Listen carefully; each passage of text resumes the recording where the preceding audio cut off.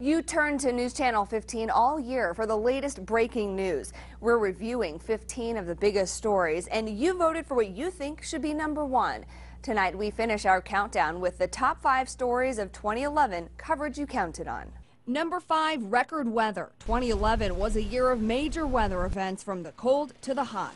February's winter blast brought a blizzard, dumping 6 to 12 inches across the viewing area. The snow story became rain in May, marking the wettest May ever with more than 10 inches and the second wettest month overall. At the end of the month, Mother Nature tore through Ohio with 3 tornadoes. The rain moved out, leaving behind drought and heat. June, July, August, all well below average for rainfall. In July, reached record temperatures, clocking in as the hottest July and month in the books. Thermometers hit 100 degrees on July 21st, the middle of an 8-day stretch of temperatures over 90 degrees. In November, winter really returned with a doozy of a first fall. Some areas getting nearly 10 inches of snow in one day. All you can do is deal with it. You can't fight Mother Nature.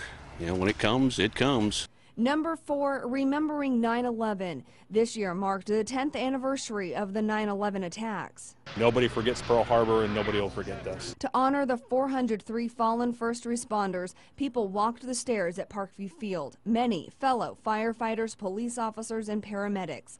More than 500 community members came to the memorial stair climb, including Father David Mary Ingo, who was at Ground Zero 10 years ago. The effort and the sacrifice and the service that was put on that day, 9/11, has to persevere for our whole lives. Number 3, Harry Ball's controversy. What was supposed to be a community involvement exercise in naming the new government center became the butt of national jokes when former Fort Wayne Mayor Harry Balls got thousands of votes online. Well, I think it would put us on the map for one thing. I know there's been a lot of controversy about it. I think a lot of people are going to snicker about it and laugh, but after it dies down, I don't see any problem. The jokes spread to late-night TV. Picking up, that was his name, Harold Balls, obviously, but... And expanded to memorabilia. He doesn't want to drink coffee out of a Harry Balls mug. But in March, the new name was announced. Citizen Square beat out Harry Balls. We want to look at something that reflects both the city and the county. Number 2, spring break tragedy. 4 Angola high school seniors were killed in Alabama in a car crash on their way home from spring break in March. We're shocked and grief-stricken. A 21-year-old Alabama man crossed the center line, hitting the teens. Alex Bauer, Matt Rowe, Evan Weaver, and Riley Zimmer died at the scene. Bauer and Zimmer both standout football players. Weaver, an aspiring hip-hop artist. Rowe, a soccer player. Quality individuals that certainly contributed a lot. In July, the boys' parents and the football team stopped at the crash site on the way to a tournament in Alabama. Even though you're heartbroken, things like this just kind of go right into your heart and make it whole again. The boys became known as the Angola Four, a scholarship Forever Friends 2011 now set up in their honor.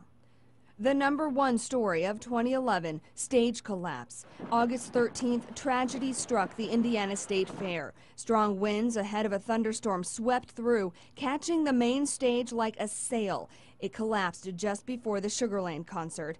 A Wayne TV employee caught the horror on her cell phone. 7 people died, including 23-year-old Alina Big Johnny from Fort Wayne. Always a smile on her face every time she walked in the room. As families cope with the loss, the investigation into the collapse continues. A few weeks ago, victims had a deadline to accept compensation from the state. 65 claimants were offered shares of $5 million. Anyone who took the money can't sue the state.